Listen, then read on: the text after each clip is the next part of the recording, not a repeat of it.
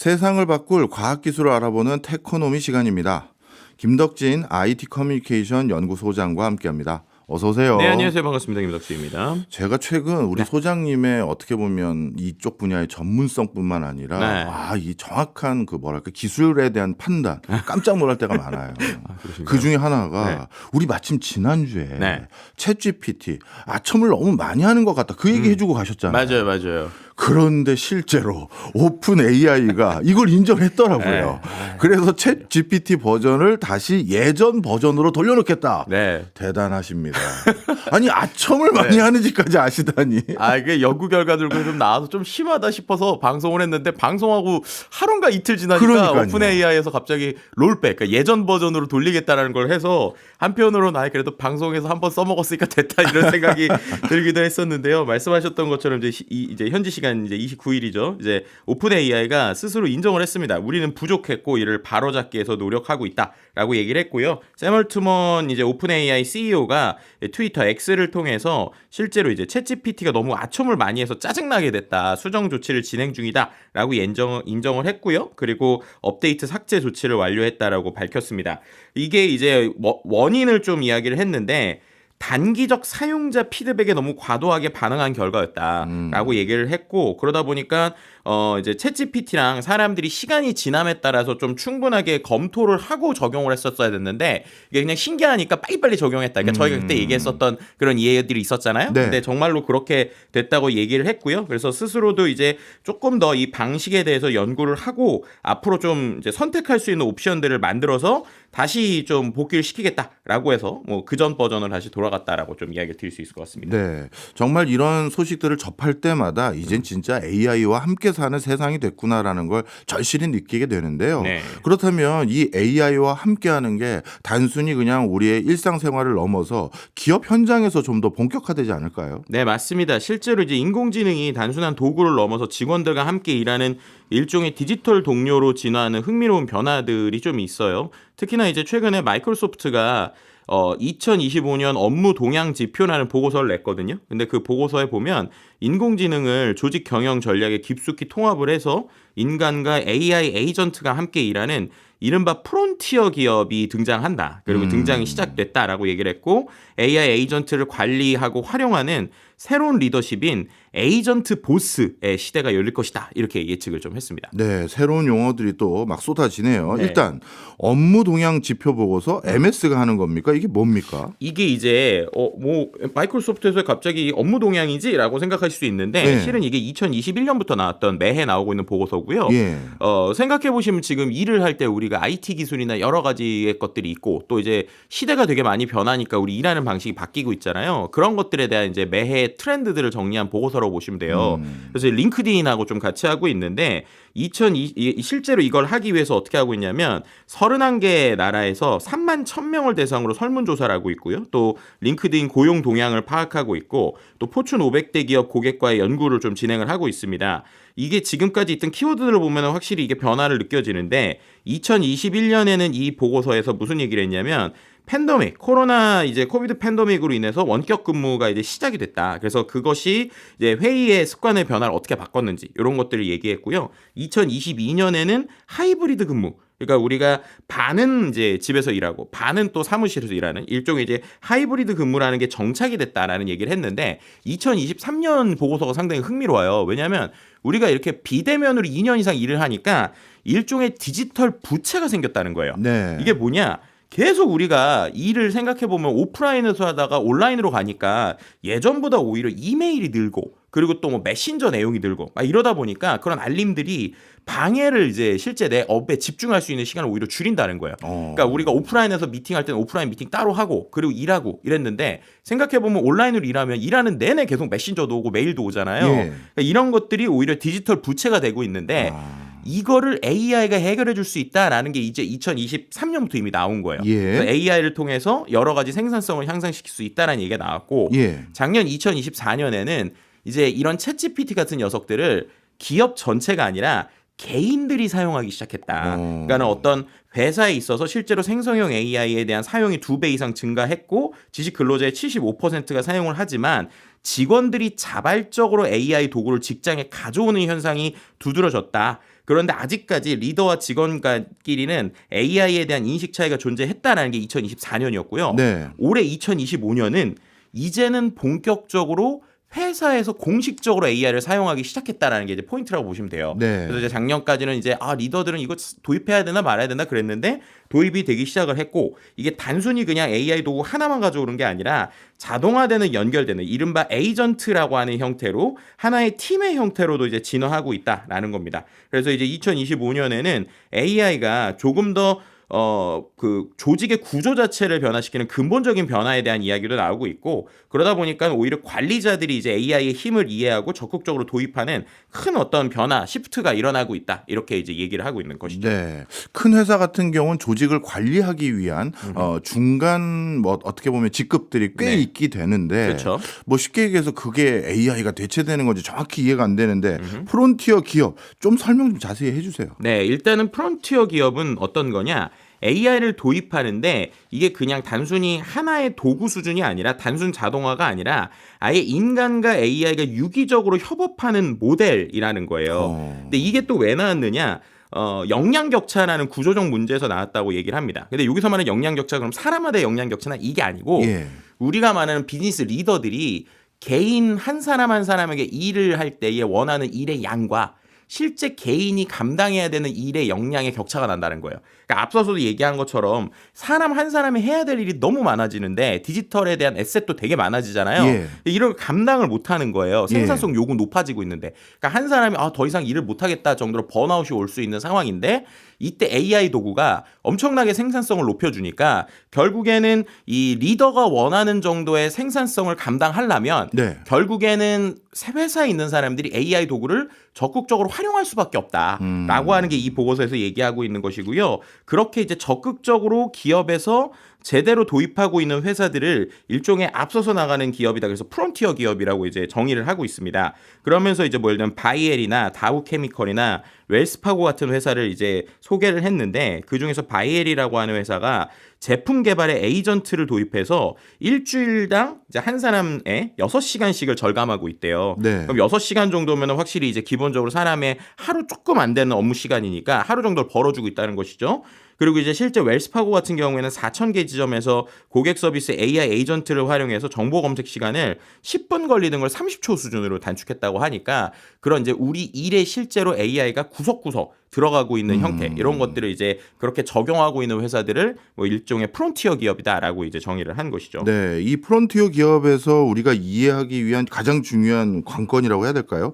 에이전트 보스 이게 제일 중요해 보이는데 이건 정확히 뭐예요? 에이전트를 이제 직원으로 부리고 있는 보스라고 생각하시면 됩니다. 에이전트를 직원으로 부리고 있는 보스. 네, 그러니까 쉽게 말하면 개인 한 사람 한 사람이 지금까지 회사에서는 회사의 어떠한 구성원이었잖아요. 근데 그게 아니라 이제는 한 사람 한 사람이 CEO 같다. 한 사람 한 사람이 스타트업의 대표 같은 마인드를 가지고 AI 도구들을 일종의 직원처럼 쭉 부리는 이러한 것들을 하는 사람을 에이전트 보스라고 얘기를 하는 거예요. 그러니까 사람이 보스인데 그 안에 수많은 AI 도구들을 쓴다는 겁니다. 근데 이게 어떻게 되냐? 지금까지는 우리가 회사에는 재무, 뭐 마케팅, 엔지니어링 이런 식으로 어떤 우리가 말하는 기능 중심으로 조직이 개편이 돼 있었잖아요. 그런데 이제 말씀드린 것처럼 요즘에 생각해보면 챗GPT나 여러 가지 도구들을 활용하면 혼자서 마케팅도 할 수 있고 재무도 할 수 있고 이렇게 되잖아요. 그래서 지금 얘기하고 있는 포인트는 결국에는 이 프론티어 기업에서 에이전트 보스라고 개인이 한 사람 한 사람이 일을 하기 시작하면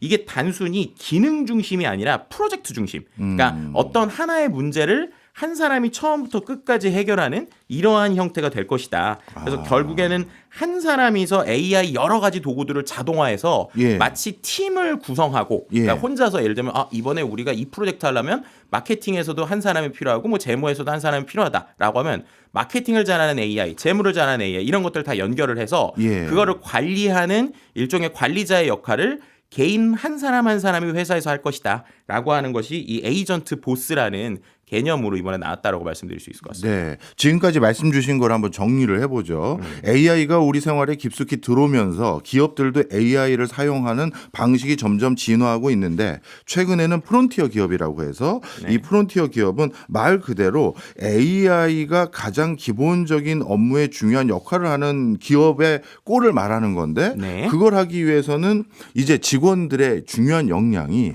사람과 잘 일하는 게 아니라 AI를 잘 활용하는 에이전트 보스 이런 직원들이 필요한 상황까지 왔다. 이렇게 정리하면 되겠네요. 아, 네, 정확하십니다. 예, 그러면 앞으로 회사를 바라보는 관점, 회사 자체라는 어떤 우리의 전형적인 그 모습이 우리가 생각하는 모습이 이게 굉장히 크게 달라질 것 같은데요. 네, 맞습니다. 이제 그러다 보니까 이제 이 부분에 있어서도 회사가 어떻게 변할 것인가에 대한 이야기를 좀 얘기하고 있는데 예를 들면 우리가 이른바 AI 리터러시라고 하는 얘기를 최근에 많이 하잖아요. AI를 이해하고 또 이제 그것에 대해서 변화를 이해하는 건데 이게 지금까지는 약간 AI 도구를 잘 쓰는 쪽이었다고 생각하면 지금부터 이제 뭐가 중요하냐?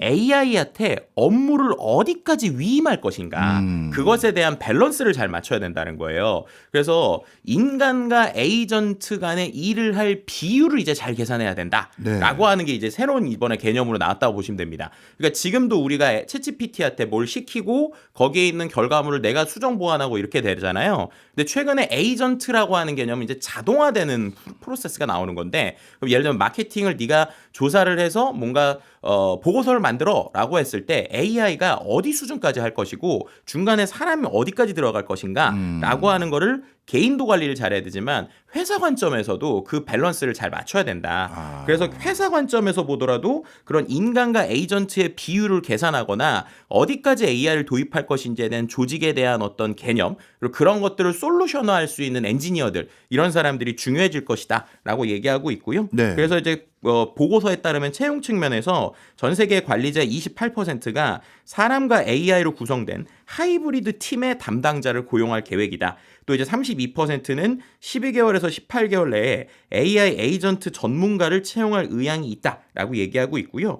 그래서 이른바 우리가 예전에 CIO라고 그래서 뭔가 최고 정보 책임자 이런 얘기했잖아요. 근데 최근에는 이제 인간과 디지털 노동의 균형을 조율하는 자원 최고 책임자, 그러니까 CRO, Chief Resources Officer라고 하는 새로운 리더십이 나올 수 있다라고 이제 예측하고 있는 것이죠. 네, 지금까지 소장님께서 설명해주신 이런 전반적인 상황이 어떻게 기업 현장에서 지금 추진되고 있는지 오늘 준비하신 게 좀 있다고요? 네, 맞습니다. 이제 우리가 이러면 그냥 그렇구나라고 할 수 있잖아요. 만약에 방송국에 우리가 하고 있는 라디오 있잖아요. 이 라디오에 지금 말씀드린 개념이 들어가서 인간과 에이전트가 같이 하는 어떠한 삶이 된다. 어떻게 될 것 같으세요? 아, 제발 전 건드리지 마세요. 저희가 이 시간에 계속 그런 얘기 했잖아요. 막 이렇게 AI가 되면 우리는 어떻게 해야 되나? 방송 대체하는 거 아니냐? 근데 실제로 우리가 이러한 변화를 빨리 봐야 되는 이유가 AI 시대에 전 되게 중요한 게 회복 탄력성이라고 보거든요. 그러니까 충격을 받고 야 이거 어떻게 할 것인가. 근데 제가 이번 주에 지난주에 가장 충격을 받았던 사건이 있어요. 실은 제가 그 여러 도구를 보잖아요. 근데 그 중에서 구글에서 노트북 LM이라고 하는 도구가 있는데 이 노트북 LM이 원래는 뭐가 됐냐면요. 내용을 넣어주면 영어로 팟캐스트를 자동으로 만들어줬거든요. 근데 이게 지난주부터 다국어를 지원합니다. 그래서 76개국의 언어를 지원하는데 그중에 한국어가 있어요. 그럼 이제 어떻게 되느냐. 저희가 오늘 얘기한 이 내용 있죠. 마이크로소프트 나온 보고서. 이 내용하고 몇 개를 제가 노트북 LM에 딱 넣어주고 이거를 라디오 방송 대본처럼 팟캐스트 만들어 버튼 한번 누르잖아요.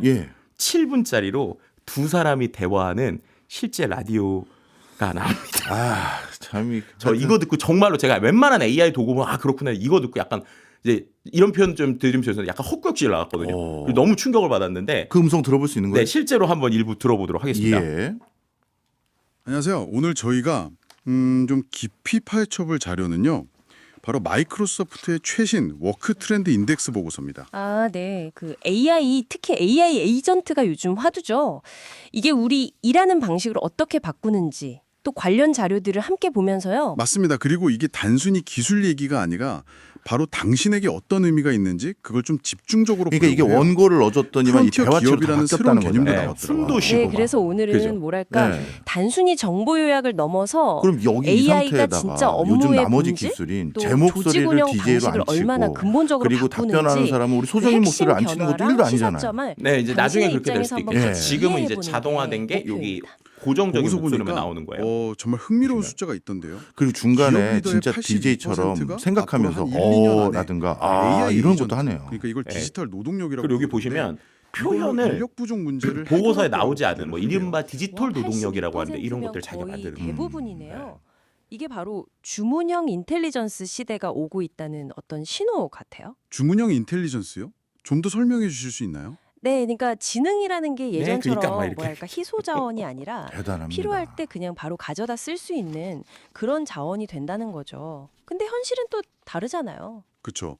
리더들은 생산성 높여야 한다고 하는데 네, 리더 53%는 그게 시급하다고 말하는데 정작 근로자들은 전 세계 80%가 이미 너무 네, 지쳐 있어요. 정말 놀라운 업무를 수준입니다. 감당할 시간이 사실 없죠. 진행하다 보면 제일 네. 걱정되는 부분이 중간에 언제쯤 끼어들어서 말을 이어가야 될지 질문을 추가로 해야 될지 막 네. 이런 것들에 대한 고민이 있는데 야 여기 이 사람이라고 벌써 제가 그러네 진행을 꽤 잘하네요. 그리고 제가 이거를 들으면서 되게 놀랐던 것 중에 하나가 표현들에서 한 예. 번씩 비유를 해요. 예. 예를 들면 이 실제 개념이 워크 차트라는 개념이 있고 앞서서도 제가 이 일하는 방식이 일종의 원래는 우리가 이제 구조화돼 있던 게 프로젝트 베이스로 간다라는 얘기를 제가 이제 드렸었잖아요. 이 보고서에 있는데요. 근데 이걸 이제 AI가 뭐라고 표현하냐면 워크 차트 그거 흥미로운데 약간 영화 제작팀 같은 건가요? 프로젝트 끝나면 흩어지는? 이랬더니 그 옆에 있는 여자 AI가 정확합니다. 딱 그런 느낌이에요. 이런 식으로 얘가 이제 표현을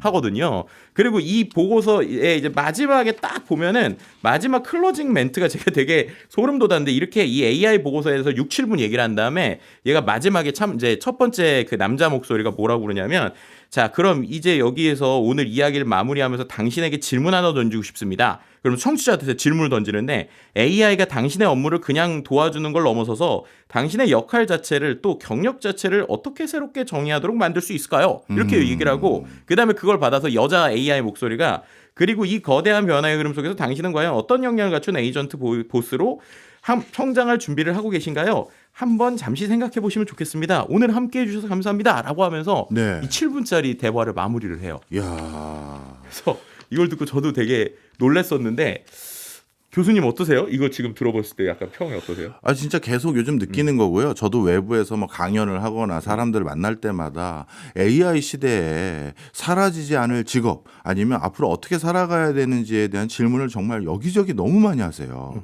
본인들은 그렇다 치더라도 우리 자녀들만큼은 AI 시대에 어떤 직업군을 천거해야 되는지 이런 걸 많이 물어보거든요. 네. 지금 이 정도 수준까지 되면 진짜 코앞에 왔다라고 해도 과언이 아닌데 네. 소장님이 좀 답변 좀 해주세요. 그러니까 저는 이제 앞서서도 제가 회복 탄력성이라는 얘기를 좀 드렸잖아요. 예. 이게 왜 얘기를 하냐면 실은 세계경제포럼 미래 일자리 보고서 2025라는 아주 유명한 보고서가 있어요. 거기에 보면 2030년 일자리 전망이 나오는데 그럼 2030년까지 우리에게 필요한 것이 무엇이냐라고 할 때 AI 시대의 코어 스킬, 핵심 스킬이 뭐냐? 첫 번째가 회복 탄력성이에요. 그러니까 네. 충격을 받았을 때 빨리 움직이는 거. 두 번째가 유연성 및 민첩성. 세 번째가 기술 문해력. 그리고 네 번째가 호기심. 그리고 평생 교육이거든요. 예. 평생 공부를 하면서 호기심을 갖고 빨리 움직이는 사람만이 성공하고 살아남는다는 건데 어떻게 보면 이번 이 마이크로소프트의 보고서에서도 왜 AI와 사람이 예를 들면 AI가 사람을 대체한다 이런 게 아니라 같이 일하고 그 안에서 보스의 일을 해야 되는가도 되게 잘 나오는 것 같아요. 네. 왜냐면 제가 이거 처음 들었을 때 되게 놀라서 내 일자리 다 없어지나 이거 방송 없으나 그랬거든요. 두세 번 들어보니까 어색한 부분이 있거나 위험한 부분이 있어요. 예를 들면 실제로 거기 나오는 숫자들이 조금씩 틀리거나 할루시네이션이 분명히 생기더라고요. 예. 제가 봤더니. 그래서 그런 부분들에 대해서 관리하고 또 예를 들면 이거를 더 비즈니스적으로 생각하면 기사 내용을 넣으면 이런 멘트까지 나오는 자동화된 솔루션을 만들 수 있거든요. 네. 근데 그게 과연 언론으로서 좋은 것인가 안 좋은 것인가에 대한 데스킹이 여전히 좀 필요할 것 같아요. 그럼 결국에는 이러한 이제 어떻게 보면은 약간 뭐 60점짜리, 70점짜리 컨텐츠는 더 빨리 쏟아질 건데 예. 그럼 그럴 때 그것을 100점으로 올릴 수 있는 일종의 인간과 AI가 같이 할 수 있는 그 포인트를 얼마나 잡아서 앞서서도 이제 마이크로소프트 보고서에 나온 대로 그 비율, 그러니까 인간과 AI가 어디까지 비율을 잘할 것인가라고 하는 되게 튜닝에 대한 노하우들이 필요하겠구나라는 이제 생각이 좀 들었고요. 실은 이게 벌써 문제도 좀 나오고 있어요. 왜냐하면 얘한테 이렇게 되게 자연스럽게 얘기하잖아요. 욕설을 섞으라고 막 이렇게 프롬프팅을 하면요. 예. 얘가 어떤 뉴스에 대해서 막 예상치 못한 욕설도 막 하거든요. 네. 그럼 이런 것들이 이제 어떻게 보면 AI가 자동화를 그냥 끝까지 맡겨버리면 예상치 못한 이야기가 나올 수도 있잖아요. 예. 특히나 정치적인 내용들을 넣었을 때 뭔가 AI가 마음대로 해석할 수도 있는데 그런 부분에 있어서의 좀 우리가 생각하고 조율해야 되는 부분들이 이제는 좀 필요한 시대가 아닌가 이런 생각이 좀 듭니다. 알겠습니다. 오늘도 또 깜짝 놀랐네요.